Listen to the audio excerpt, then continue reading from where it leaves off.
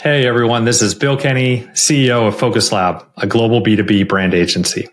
I'm coming at you with another episode of The Debrief. As a reminder, The Debrief is a candid conversation between myself and past Focus Lab partners. We pull back the curtain and discuss what it's truly like to go through a rebrand. If you're considering a rebrand yourself, this is definitely the series for you. So in today's episode, I'm speaking with the CEO of Four Kitchens, a 65-person and counting web design agency. We had the pleasure of working with Todd and his team over at Four Kitchens starting a year ago. So we recorded this episode before they've actually rolled out live. You'll see why that's interesting as we talk through the process that they're going through currently and getting prepped for their rollout. But we did touch on the power in the masterclass that Todd performed in his internal rollout. A huge takeaway of this episode, among many others. I hope you enjoy.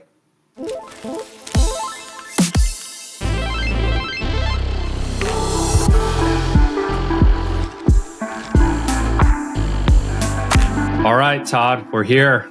We're doing it. Welcome to this next episode of The Debrief. I'm excited to chat with you. It's going to be a unique recording because you technically have not launched the brand yet. I'm typically speaking with past partners of ours that have been out in the market now for 6 months to a year, sometimes 3 years.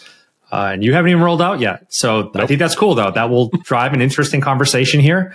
And I look forward to chatting about it. So first, I'm just going to hit you with can you tell people who you are and what you're building at Four Kitchens? Absolutely. So my name is Todd Nienkerk. I'm CEO, co-founder, and owner at Four Kitchens. We make websites for universities, nonprofits, social advocacy organizations, and non-advertising publishers, non-advertising driven. So public media, trade publications, membership driven publishing, things like that. The common thread there is content heavy. So we build lots of content management driven websites and experiences. And you've been doing it for a while now. How many years? 17 years. Yep. Yes. 17 years coming up in a couple of weeks, which is hopefully the day we're going to launch the new brand. So we're going to do it on our 17th anniversary. Yeah, and I didn't know about this concept, but apparently there's something called like a golden birthday or a golden anniversary, something like that. And it's when the number of the birthday or anniversary or whatever corresponds with the day of the month. So if it's like you're born on the 5th, then your 5th birthday is your golden birthday. Well, for us, we started on April 17th, 2016. So here we are 17 years later, wow, kind of an auspicious date to, yeah. It's weird how the universe aligns sometimes, right? That's You're like, right. Wait, is that real?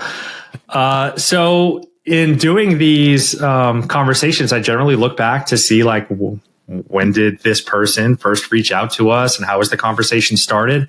Mm-hmm. I didn't have clear data on that because I think there's an existing relationship which might have spawned this, but I do see in Slack for us, April 14th of 2022. So just about a year ago. Just about a year. is when you filled out the client submission form, which is basically, hey, we're going to start. That wasn't the like, hey, I want to work with you email. So we're about a year that was kind of like, into this relationship. That's the Rebrand one anyways. Wow. I didn't realize that. I'll have to share that with the team as well. That's another funny little. Does it feel like a long time ago or like 3 months ago? It doesn't feel like that long ago. And I guess I feel that way about a lot of things, I suppose, but the process has just been really great and it's exciting. I feel like the past couple of months have, I wouldn't say they've dragged, but it's because we're building the site now. Right now we're taking the designs provided by Focus Lab and we're actually implementing it on a website. And of course, we are a web design and development agency, and we are our own worst clients, but we know it. So we do not try to build our own website. We always rely on outside partners. Right? It's a budget line item. We do not bring in our team. This is, by the way, I don't sound smart saying this because for like 15 years, that's exactly what we did. And we never learned the lesson until pretty recently. So I can't give myself any credit for it. It was just out of sheer exhaustion of the stupid option that we are doing it the smart way. So that's just taken longer, and also being a web agency, we probably should have realized, it's going to take longer than you think. So we were hoping for like, it'll be a couple of months. And now that we're looking back on it, it's like, it's actually going to take like three and a half. So everything, we're in the very final stages of QA. We're 2 weeks out from this launch. I think that we'll hit it in time, but we're doing all the final tweaking of accessibility concerns and legacy content and all of that. 17 years of stuff. Yes, 17 years of blog posts and announcements, and about 850 blog posts and 1,000 pages. Wow. Yeah. Well, just a little bit to go through. Yeah, just a little bit of work. No big deal. Right. I mean, why couldn't you have it done in a month and a half? It's lacking. So at the first part of these conversations, I'd like to get in and kind of like pull out of you how you knew it was time to rebrand and the kind of the decision making in that early process. So that literally is the first question. How did you know that it was time to rebrand? What spawned it? So we are an EOS company, like Focus Lab. And for those who don't know anything about EOS, all you need to know is it's just a way to like set goals and measure milestones and things like that. Some people do OKRs and all of this. And what we did back in, this was the end of 2021. We set an annual goal for 2022 to document our brand guidelines and unify the look and feel and voice and tone of everything that we are producing internally and externally. So we had the idea of rebranding hadn't really been broached. We thought, let's just document our brand, because the stuff that our clients are seeing, like reports, that kind of stuff, not the client work that we produce, but the documentation and all the things around it. Like the Google Docs they get all looked kind of different depending on who made them. And some were kind of using old typefaces, and some had gone off the rails and they were doing all kinds of stuff. And we just wanted everything that we did to look really, really polished and really coherent and cogent. So we set this goal to document all of that. And then not even a month later, I was at a Bureau of Digital event, Owner Camp. And this was in, I think, Palm Springs. And so this is an event where agency owners, all kinds of agencies, marketing, branding, digital, advertising, video, everybody, we get together in kind of an intimate environment, and we just talk really openly about the business and how things are going and problems that we're facing, and we help each other. And it's a lot of like, as agency owners, there isn't a whole lot of natural camaraderie. It's kind of a rarefied role. And often we are competitors, and all of that just puts up barriers, and this space helps tear that down. So in the room, there were a couple of branding agencies. There were actually 3, I believe. I forget if Focus Lab was there. Interesting. I think maybe Eric was there, but I forget. I feel bad that I forget if he was there or not. But there were several branding agencies, and I'll just go ahead and name drop the one that kind of got me started on this. So I've known Chris from Parliament for probably 12 years or so. He and I were at the very first owner camp ever back in, I think it was like 2012 or something. And so he and I have stayed in touch for years and years. And we stuck around an extra day. This was in Palm Springs, and we decided to spend the day like in Joshua Tree, and we were there with some other folks.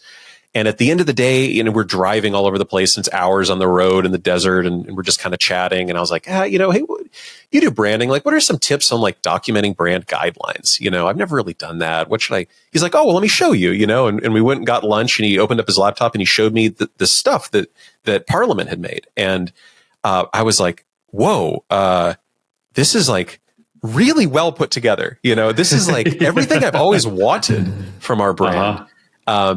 And he's like, well, let me show you how we got there. And he kind of walked me through their process. And that's when I realized we need to hire a branding agency, because we need to go through this process. And Parliament is awesome, but they do like outdoor brands and like kind of physical retail brands and things like that. They're not a good match for a digital agency like ours. And that was all totally above board, and we had that conversation.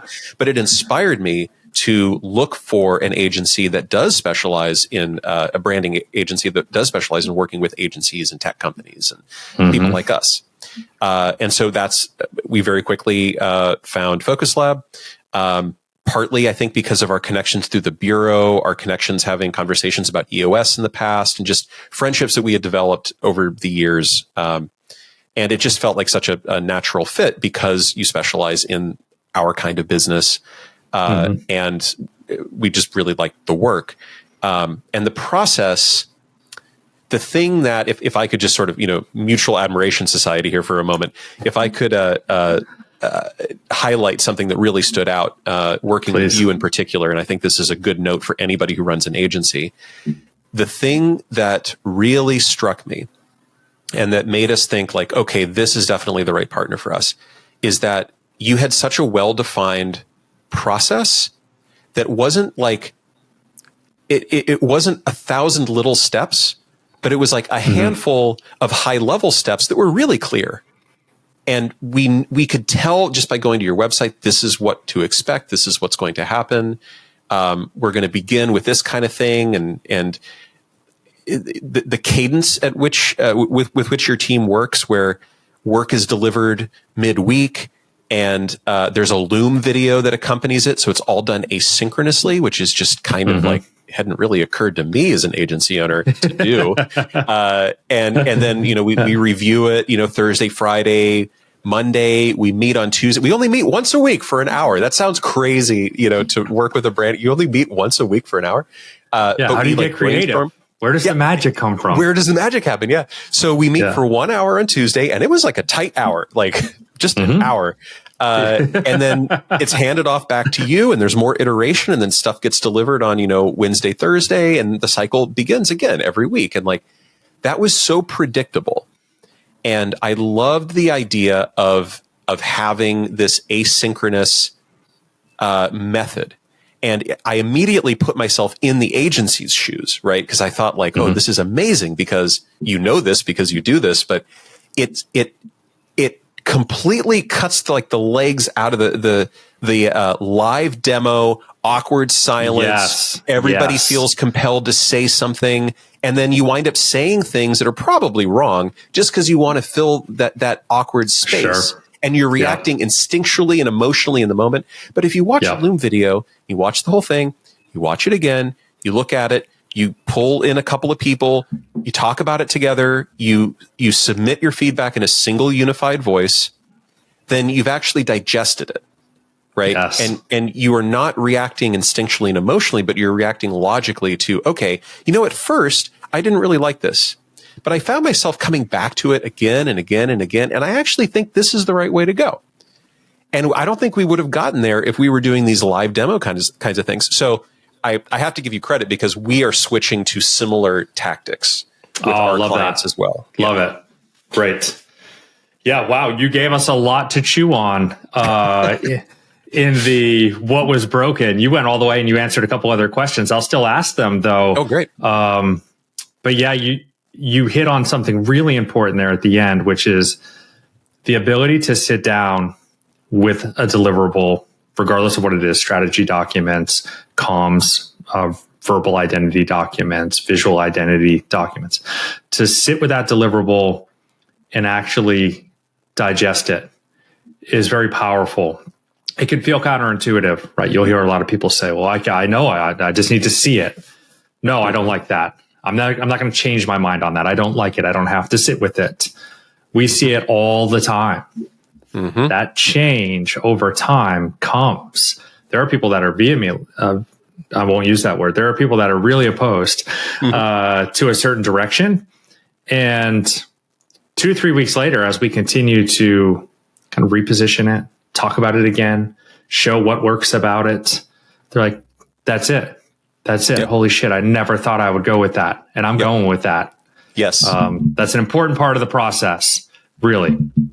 Yes, it is. And I saw that unfold within our own team a little bit because we deliberately, also this is part of the advice and process that you give, we kept our core team very small. So the people who were involved in the daily, weekly cycles there were only 3 of us. And we deliberately didn't show anybody else at the company, not even the leadership team, nobody. We didn't show them anything until we had something that was like, we had a pretty clear direction. We had whittled it down to something, and now we were iterating on fine tuning it. And I gave the leadership team a little bit of a sneak preview because I wanted to kind of see what the reaction would be, and I wanted to start to prepare for the things that people might react strangely to or might feel uncomfortable about, because it just feels so different. Yep. And somebody on our leadership team, they saw an early iteration of what we wound up going with. Something that looks different than what we've gone with, but is in the same vein. And they really didn't like it.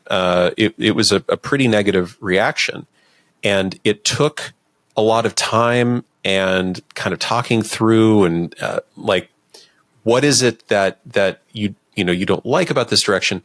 And a big part of it was our previous branding was really iconic in a way. And for some people, there was a real strong emotional attachment. We had a pretty clever logo, and, it had a certain meaning to it. And we'd had it since like 2008, it had been around for, 15 years. And just super recognizable. And this person was the second longest tenured person at the company. Right. Yes. So of course, they're going to have some strong feelings about it. And me as the owner, like, I'm ready to just like, let's just throw everything away and throw it out. So what? I don't care. Yeah. Right. Like, so I realized, okay, it's the emotional attachment to the old logo. And so what we decided to do was kind of create a goodbye for it. And interesting. Creating Talk a goodbye for it.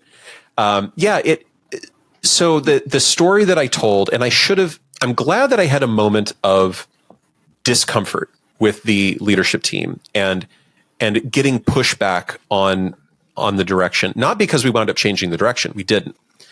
What we changed was how I approached talking about it and introducing it. And I needed that experience because otherwise, as business owners tend to be, we just kind of rush headlong into stuff and we get excited and, we bust through the door and everybody's like, wait, but I'm in the middle of something, I don't know what you mean. I don't do that. Yeah, not at all. Right.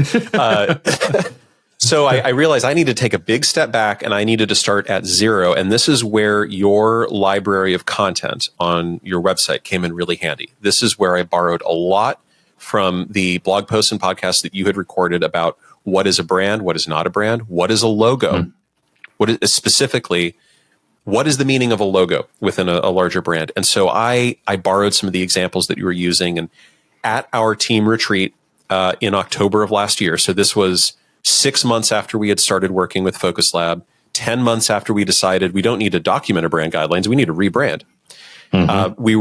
We had finalized the logo and the messaging and visual identity and communication strategy, all of that stuff. The only thing that we were still working on at that point was the design of the website. So all of that other stuff was locked in. We had this retreat, which also happened to be in Palm Springs. So it was a fitting full circle, here we are back at this place where 10 months ago we had decided to start the journey. Yeah. The story that I told was on a slide deck that started with our old branding. And piece by piece, slide by slide, I started introducing new elements of the new visual identity, telling the story of, imagine you are going to Disneyland and not like close your eyes and think about this process. You are walking through the turnstile. You are in Main Street, USA. You turn the roundabout, you hang right, and you see Cinderella's castle in front of you. I guess this would be Disney World. Cinderella's castle in front of you, and you hear the music and you smell the popcorn in the candy shop and all of this stuff. Okay, now, how many people here thought of this? And I put the Disney D on the screen. Nobody. Exactly. You're not thinking about that, and that's because Disney is not the Disney logo. Disney is all these experiences and this intellectual property and these characters and these stories and these experiences. And that kind of set the stage for, so what we are doesn't change. Who we are, the experience that we provide doesn't change. What we're now doing is more accurately explaining to the world what's great about us and what's great about our process why we love our clients so much. This is a better way of doing, of explaining all of that, but we fundamentally aren't changing. And so that's when, I showed the old logo and the slide actually fades it out. And then I bring up the next slide, which is not the new logo yet. It's still not the new logo.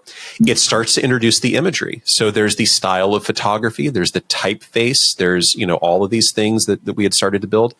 And then eventually we get to, like, I started with communication strategy, right? Like, this is how we talk about ourselves. These are our differentiators.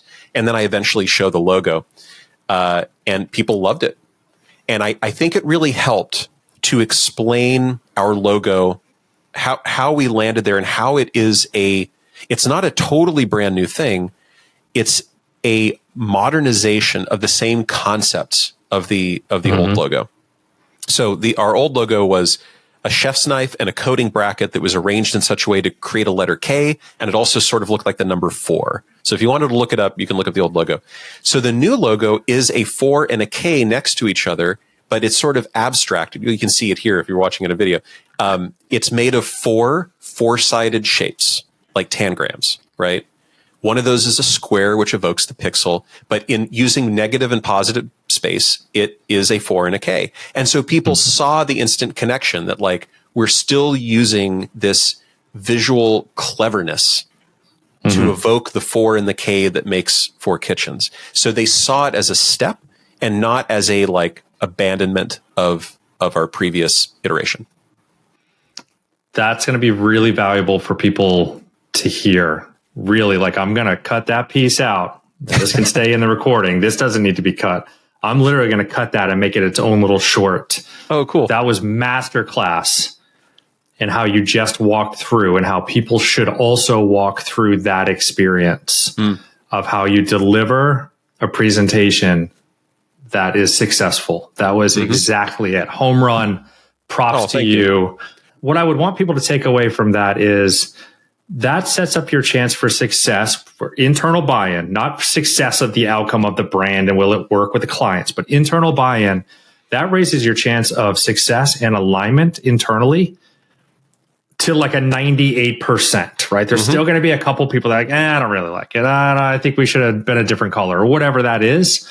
Yeah. But not doing that makes your success at internal alignment, I don't know, somewhere in the coin flip stage, right? Because it's like, here's the thing, here's what we made, no story behind it, no real purpose in the presentation.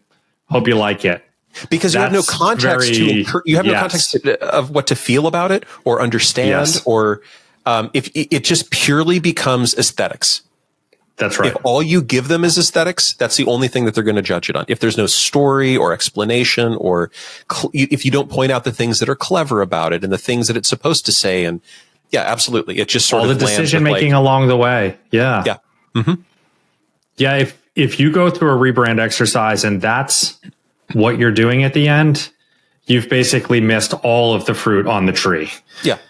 Right. You've like walked all around the tree and pulled none of the fruit off of it. That's like, right. I don't know. I got to leave. Yeah. Well, there were better things to get off of that tree. All right. So we continue in this organic conversation, which I love to kind of touch on a lot of these, but I'm going to re-ask some of these questions just to make sure we really hit home. I want to come back to one point you made though, and I want you to be very specific, because the goal in these videos is like key takeaways for people that are considering a rebrand. So you talked about making a very small concentrated project team, even though your larger team at that point is how many people? At the time it was 45, something like that. Okay. And you said it was 3 of you on the project. So I want to give some scale to people listening and watching. And by the time we announced it, we had acquired another agency. And so we'd actually grown to 65 at the end. So it was an even smaller still kept percentage. Your team of 3, though, a core project team. And when you say core project team, you mean the people that are meeting weekly and are running point on the project. Yes. So what were the 3 roles there? How did you select the 3 roles that were going to show up on that team? Yes. So it was myself and the 2 members of the biz dev team. So the 2 people who are handling all of the marketing and proposals and sales and all of that.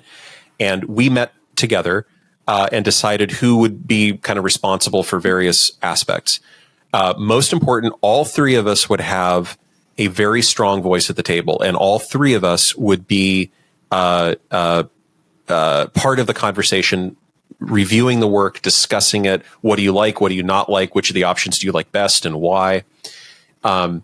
And on that team, there was myself. So, I'm the longest tenured person at the company, 16 years at that point. We had Cy Robbins, our director of business development. He's been around. Pop quiz. How long has it been? 5 years or something like that. Let's say roughly 5 years. And Jenna Harris, who had just joined. So she was brand new. Oh, nice. Love that. So it was great to have this, here's somebody who goes all the way back in time. Here's somebody who has been around long enough to see a lot of change and a lot of evolution, and somebody who had really, he was the one that really took took control of our marketing strategy and working with our marketing partner, and had been on point for that for years. And Jenna, who is brand new, right? Just kind of just walked in the door, essentially. And also, one of the things that I thought was really interesting about Jenna's perspective in particular, and she said this a lot, and I suppose it was true, but it was true in a really good way, that she was usually the dissenting opinion on a lot of things. Cy and I were usually aligned with we like this, we like option B better than options A and C. And Jenna would be like, that was my least favorite, and here's why. But she kind of said, jokingly, and she probably felt awkward or bad about it on occasion, but that it was really valuable, super valuable to have somebody on that team who's like, I don't agree. And it actually resulted in sometimes actually choosing that option that at first we hadn't really considered. But more often it was that dissent, and the reasons for that dissent would inform the next iteration of the thing that we did choose. So there was a lot of really valuable insight that we were getting from somebody who was new, somebody who has a different background, and could point out things that Cy and I would not see in the branding, and make really good suggestions along the way. Yeah, so you've kind of hit on that point in a couple different ways now, which is a challenging conversation, for lack of a better phrase, created a better outcome that happened at the leadership level the first time you showed it, which then prepared you for how you might speak about it in the rollout, and also inside the project team. That's awesome. I wanted you to speak about the project team specifically, because I think a lot of people struggle to determine, well, who should I add? What role should be in there?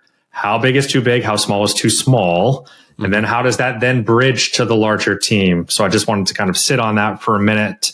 And let people hear how you went through it. I think it's also worth pointing out that the three of us all operate at different levels of the business. So as owner, as the person who has been through all of the different iterations of our brand and what we do and services and all of this, somebody who is tightly focused on one core aspect of the business but leads that core aspect, Cy, and somebody who is doing the work on the ground of following up with leads and helping to organize, our presence and strategy at events. Somebody who's really handling the nuts and bolts of sales and marketing. Having people at all those levels of work was also really valuable. So people that were interacting with it in a really day-to-day kind of way, very client-facing, very sales and marketing forward. And people who are kind of thinking more at a long-term management leadership level. Yeah, very good. Props to you again for having the awareness to make the team small. That's really step one, right? Everyone's going to determine different players on that small team, depending on the size of the company. For y'all, it's a service-based industry similar to ours. Sometimes our clients are these mega tech companies, right? They need to have a CMO and all these other kind of voice of the customer and big title roles, if you will. Regardless, the point is the same. The smaller they can make that project team, the better for everybody, even though that presents its own challenges. We've talked a lot about good takeaways, and I think more will come from this question, but I want to hear from you. What was the hardest part? A rebrand is not easy. It can be very challenging. So what should anybody listening or watching expect as this is hard? For me, the hardest part was messaging. And I say it wasn't like emotionally the hardest. It was just, it required the most effort and like just brain power, just we agonized and discussed and debated and reworked and tweaked copy and messaging more than any other aspect of this project. And specifically website copy. And the process that we experienced was, and I admittedly did not expect this going in. And when I was first presented with it, I kind of thought, I was kind of hoping you would do this. And that was writing the website copy. Right. Yeah. My first reaction was like, oh, you're not just going to give it to me and I'm going to like say I like it or not and edit it. You mean I have to be the writer and not the editor here? That part was just hard. It was just hard work. But in the end, even though my first reaction was like, I thought we were paying you guys to do this. It was really important for us to take the messaging that we had all shaped together and start to put it into action by writing the copy. Yeah. Now, we had plenty of help because we would write some of the copy and then we would get really great feedback from your team on it. So it wasn't like we just wrote it and nobody ever looked at it. They were looking very closely at it and providing really good edits and changes. But it was the first time in that process that we were using the stuff that we were building and not just kind of looking at it and thinking about it. Yeah. And that was good point. That was the part where it got hard. That's where it was like, now you're working out. Now you're going to the gym, right? You can read a book about, strength training all you want, but now you got to go lift weights. Like it was that moment. And so I think that was probably the hardest.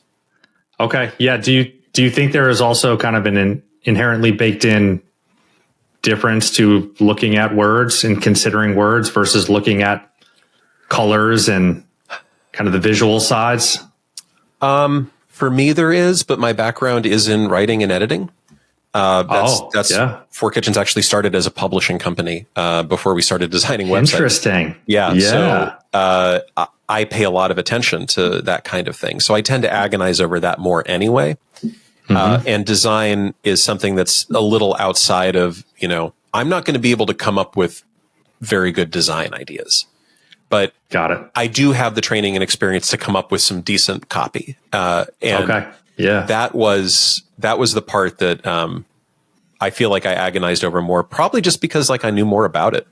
Sure. Yeah. It's closer to your wheelhouse and you're going to be even more passionate about that thing for that reason. Is there anything that you would tell somebody that might be in your similar shoes now looking back? I would encourage them to ask to go back and revisit some things when you get further down the process and you realize, oh, wait, that part of messaging that we developed 6 weeks ago, now that we've gone through we built all these other new tools, it actually doesn't exactly work anymore. And so we did that once. There was something about our differentiators. We picked 3. 2 of them, by the time we got close to the end, didn't quite feel right anymore. And I think that part of that is because we were really constantly digging deep about how do we explain why we are different and better for our best fit clients. And in doing that, we found that there were certain things that we hadn't previously uncovered. And what I really enjoyed about working with the team was they were willing to do that with us. It would be very easy to say, no, we got to move on. We've already done that. It's like, that's something you can do on your own. But they entertained it. And it didn't take a long time. It was just another like item that we added to our to-do list for like maybe a couple of feedback cycles. So like 2 weeks. But it being able to like start at point A and go all the way down to Z and then just real quick pop back at A again and make sure that you set the right foundation. Like go ahead and my advice would be go ahead and do that and ask for that if you feel like that's a change that you need to make, because you'll probably realize that you learn some stuff along the way that you can reapply to the foundation. Yeah. Literally the journey is learning the whole time. Step by step by step. Thanks for sharing that. What do you feel like was the most rewarding aspect of the project. Now you're not live yet, so that could be it. Yeah. But if not that, I think it's the pride that we are all experiencing in this new brand. So our team is using the brand in preparation of launching it in 2 weeks. So they are actively rebuilding their document templates and their reports and their dashboards and, creating lists of all the things that need to change out in the world.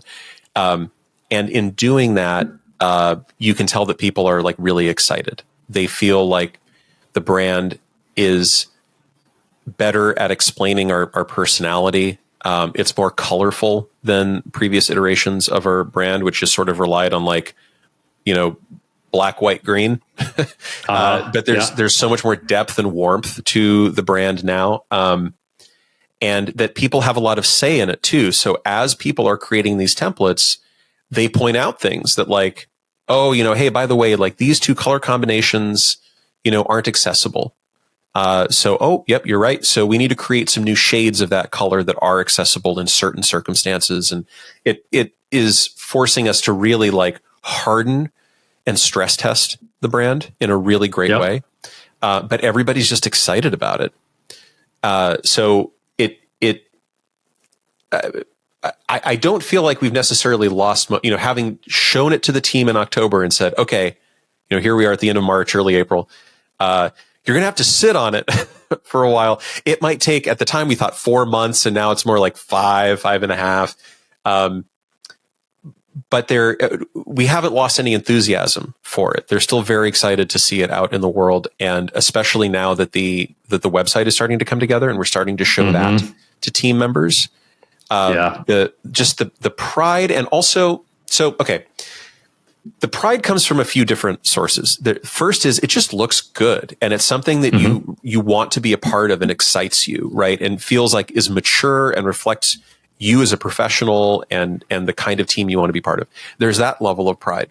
But then there's like a tactical level of pride that is, man, we've got this great brand guidelines document, which, by the way, I because I loved it so much, I put it on our company wiki. Like I actually copied and pasted the text and the elements and all of that stuff from the PDF that you gave us.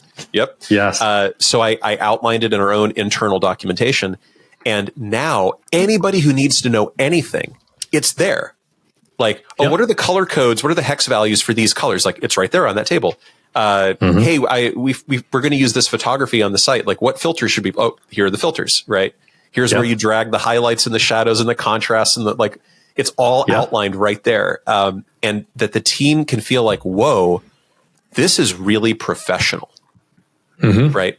This is just buttoned up, looks good. It's not stuffy, but man, it used to be like, hey, do we have a thing that does this? No, I don't know. Maybe, we did something like that a few years ago. You can try this thing. And like, oh, it looks kind of dumpy and like, well, whatever, but now they got this cool stuff. And even if it doesn't exist, they know how to create it because this is the typography and these are the colors. And as long as you follow these rules, it's going to look good.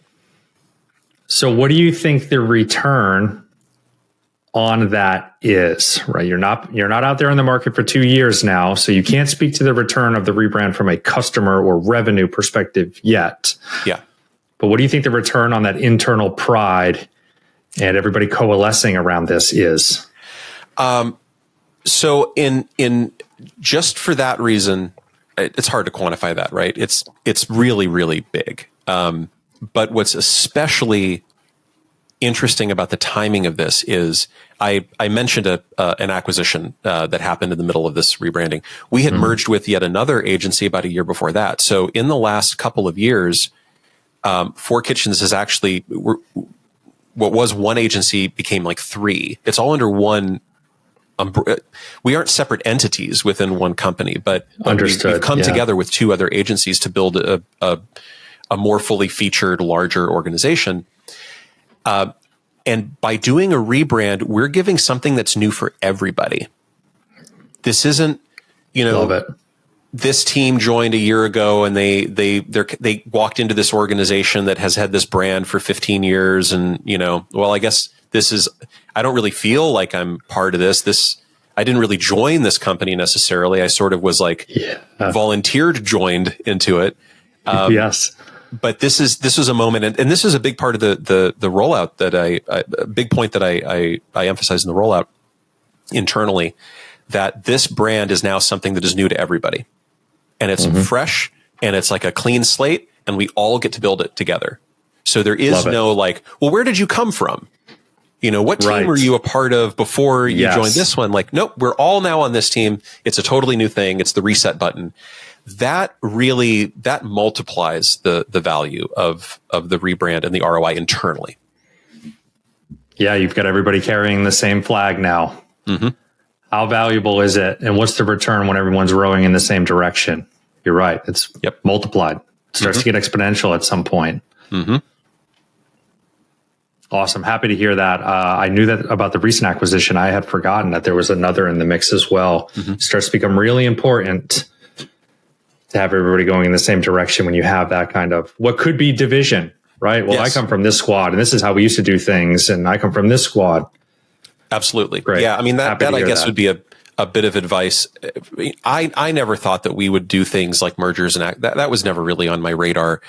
But there were just some great opportunities that came up, and we were very lucky to be able to follow through with them. But if there are other business agency owners out there that are considering or have done similar things, you know, some level of rebrand would go a long way to showing, to really combining the teams around something that is new to everybody. It's a common experience that everybody gets to share.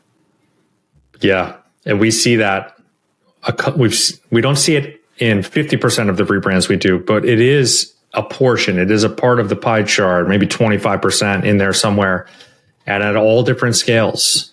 Larger companies, maybe more common with the kind of M&A activity, all the way to a service company like yourself, a 60-person team, also kind of in and around that. I'm glad you spoke to that. It is super valuable to consider what some brand investment would return for companies that have that kind of, well, we used to be three different things and now we're one. Well said. So that leads perfectly into the last question. And you've shared a lot of valuable things, but I want you to now try to share the one thing. If you could only tell somebody one thing as they enter their rebrand journey, what would you tell them as your main tip? Don't do it yourself.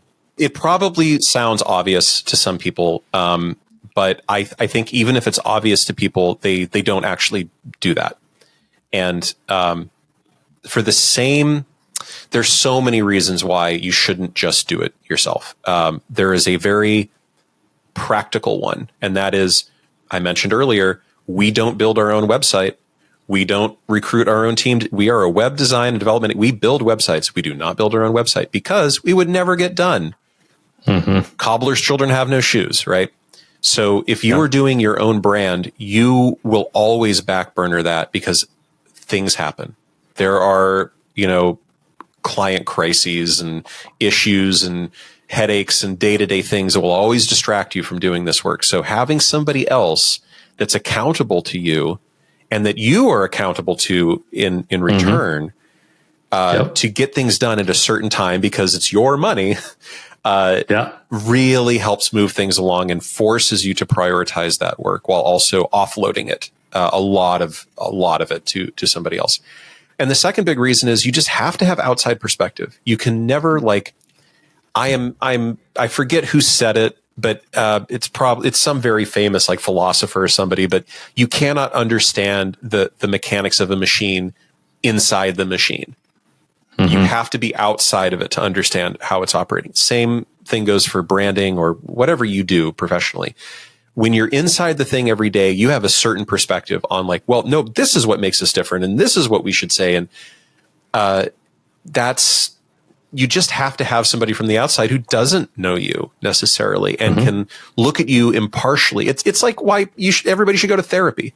It's this very similar concept, right? You just need somebody out there, non-judgmental, who's just going to tell you the way it is, right? Yeah. Well, I don't perceive you that way, actually. I know you're saying those things to me, but I do not perceive you that way. Oh, interesting. Yeah. Shit, I thought all our customers perceived us in this way that we were thinking. I don't know. I don't see it, so I don't think they see it. Absolutely. Outside perspective. perspective. And there's one aspect that I think may be peculiar to me, that I found was really useful. There are certain aspects of my job that I really don't like and I find deeply uncomfortable. And one of them is competitive analysis. I just really don't like looking at competitors' websites. I know some business owners love it. I know they sit around all day and they open up all the, like, what are they saying? And they read all the newsletters. And what are they doing? And what are they doing? I hate that. It makes me feel it just makes me feel weird. I don't know why. I should probably talk to my therapist about that. Why do I react that way? But having somebody else do a lot of that and do the deep digging, like, okay, we went through, you said these are your top 3 competitors. We went through every page of their site. This is what they're doing. This is how they're saying it. This is, what we think is effective.